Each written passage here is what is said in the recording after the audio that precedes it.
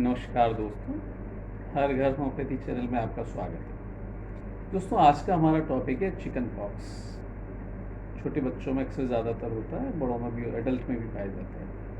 और छोटे बच्चों में इसके लिए वैक्सीन लगाया जाता है ताकि ना हो, लेकिन फिर भी होता है, लेकिन वो उतनी सीवियर फॉर्म में नहीं होता दोस्तों। तो चिकन पॉक्स में दोस्तों क्या होता है, अक्सर हल्का खांसी जुकाम सा होता है बच्चों को, फीवर आता है और रैश निकलनी स्टार्ट हो जाती है। उसका रैश किस तरह का होता है बच्चों, बम्प टाइप का होता है। हल्की वहाँ खुजली होती है, उसके बाद दाना निकलता है और दाना निकलने के बाद में फिर कुछ दिन के बाद उसमें पिंपल टाइप का हो जाता है और फिर एक दो दिन के बाद में उसमें फ्लूइड आ जाता है, ब्लिस्टर टाइप का बन जाता है, छाला जिस तरह का है ना, छाला सा बन जाता है। और उसके बाद फिर वो ऊपर का जो स्किन है उसकी फट जाती है, फ्लूइड बाहर निकल आता है और वहाँ क्रस्ट बन जाता है, पपड़ी बन जाती है इसमें।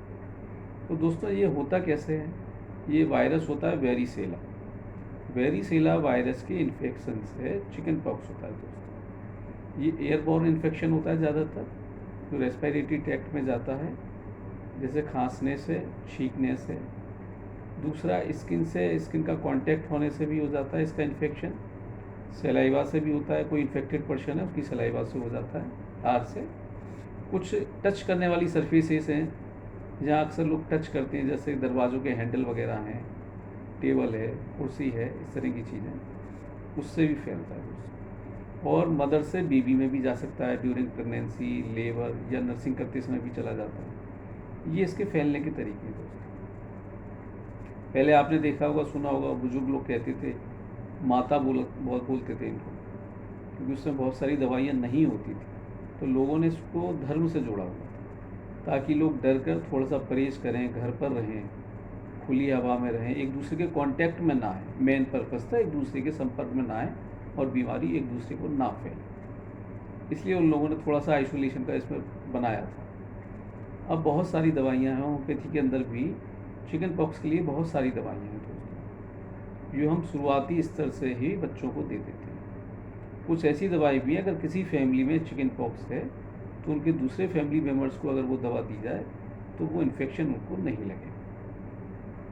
बस वो प्रिकॉशंस तो रखना ही पड़ेगा उसमें आपको।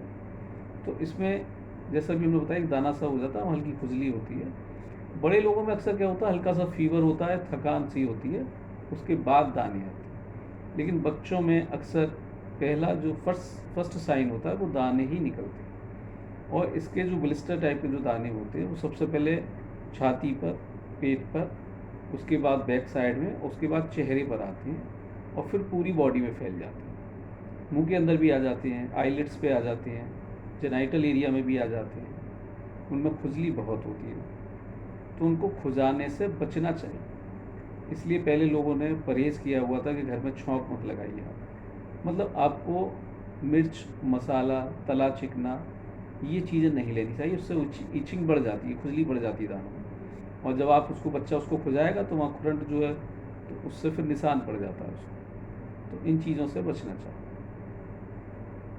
होम्योपैथी में जो दवाइयाँ हम लोग यूज़ करते हैं इसके अंदर दोस्तों, उसमें जैसे कि एकोनाइट, शुरुआती स्टेज में हम देते हैं उसको। एकोनाइट है, एंटिम टार्ट, पल्सेटिला, डल्का मारा, मर्क सॉल, रस्टॉक्स, और एक हमारे में नोजोड आता है, वेरियोलिनम।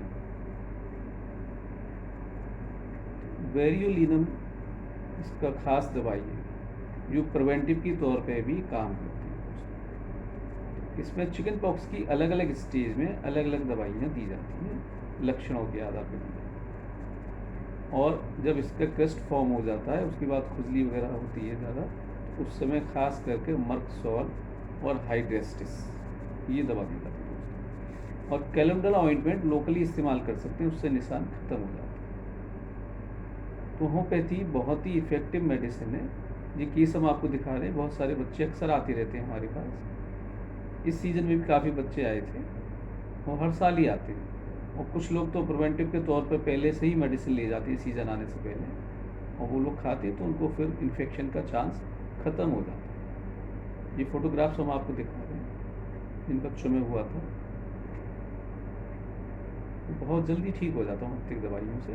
एलोपैथिक दवा खाने की ज़रूरत नहीं पड़ती दोस्तों, और कोई कॉम्प्लिकेशंस भी नहीं आती उसके अंदर। ये और फोटोग्राफ्स हैं, ये आप देखिए, ये सारे बच्चे ठीक हो गए, कोई निशान भी नहीं रहता, और ईचिंग भी बहुत कम होती है। ईचिंग के लिए भी होम्योपैथिक में दवाइयाँ हैं, बहुत अच्छा काम करती हैं।